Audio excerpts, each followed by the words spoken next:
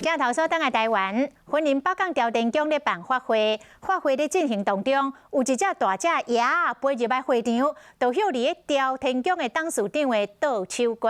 不管这个董事长安怎来行动，这只鸭就是稳稳向伫个手骨顶，前后有4点钟遮尔啊久哦，毛互在地人议论纷纷。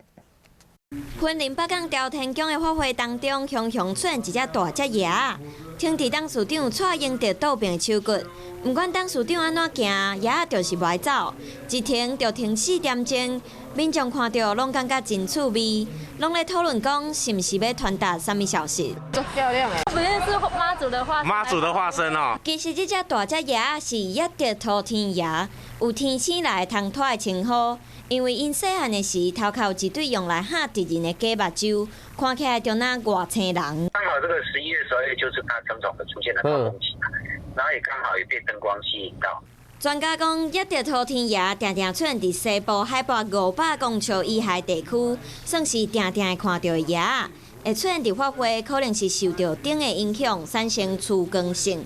只是这摆拄好停伫人的手，引起大家注意。